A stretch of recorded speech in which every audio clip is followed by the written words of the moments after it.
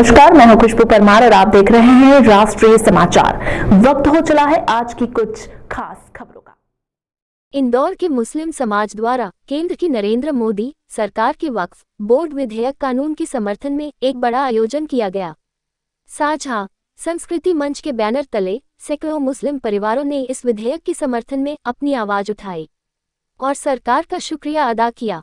इस दौरान सांसद शंकर लालवानी ने बताया कि वक्फ बोर्ड की सारी जानकारी ऑनलाइन उपलब्ध होगी, जिससे पारदर्शिता बढ़ेगी और चंदा निगरानी शुल्क 7% से घटकर 5% किया गया है, जिससे अधिक धन गरीबों और जरूरतमंदों पर खर्च हो सकेगा।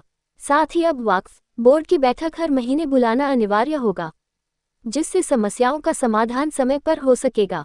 कार्यक्रम के मुख्य अतिथि सांसद शंकर लालवानी ने कहा कि वक्फ बोर्ड संशोधन विधेयक मुस्लिम समाज के लिए एक महत्वपूर्ण कदम है और इससे उनकी जरूरतों की पूर्ति होगी।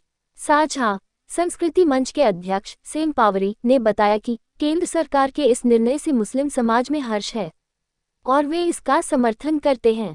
उन्होंने कहा कि यह विधेयक मुस्लिम समाज के लिए एक महत्वपूर्ण कदम है और इससे उनकी उन्नति और विकास के नए रास्ते खुलेंगे।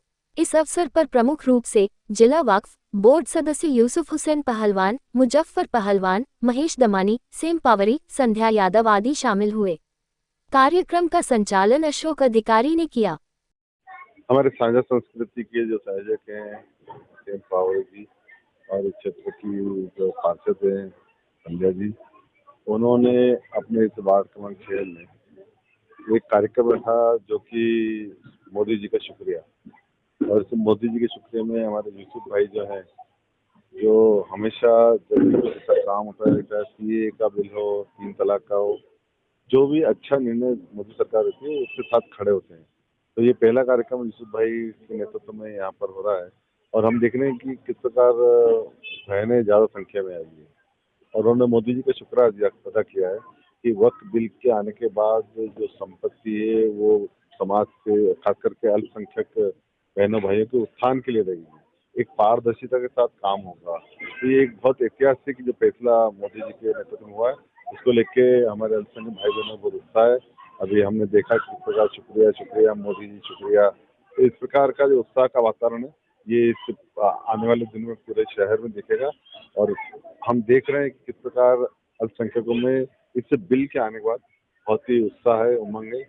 कुछ ठेकेदार कहें या विरोधी कहें जो इसका विरोध कर रहे हैं और वो पहले से ही जिस प्रकार के काम करते थे, आज उनकी वो कारनामे बंद होने वाले, अब समाज का फैसला समाज में आएगा। तो ये एक अच्छा फैसला हुआ जिसके लिए आज यहाँ शुक्रिया धन्यवाद मोदी जी का कार्यक्रम हुआ। शहर में कहीं आयोजन कितनी जगह होने की संभावना है? बिल्कुल, आज शुरुआत हुई। आने वाले समय में आप देखेंगे कि हर प्रमुख अल्पसंख्यक क्षेत्र में ये कार्यक्रम होंगे। देखिए,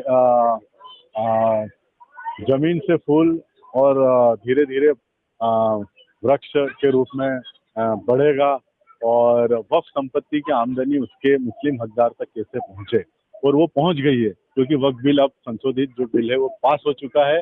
और आपने सभी ने देखा है कि मोदी जी का शुक्रिया शुक्रिया, मोदी जी का शुक्रिया, सभी बहनों ने बड़ी संख्या में शुक्रिया करा। कांग्रेस जो है अब वो खत्म हो चुकी है, समाजवादी पार्टी अब खत्म हो चुकी है। जितना भ्रम और जो मुस्लिम समाज में जो फैला सकते थे वो फैला चुके हैं।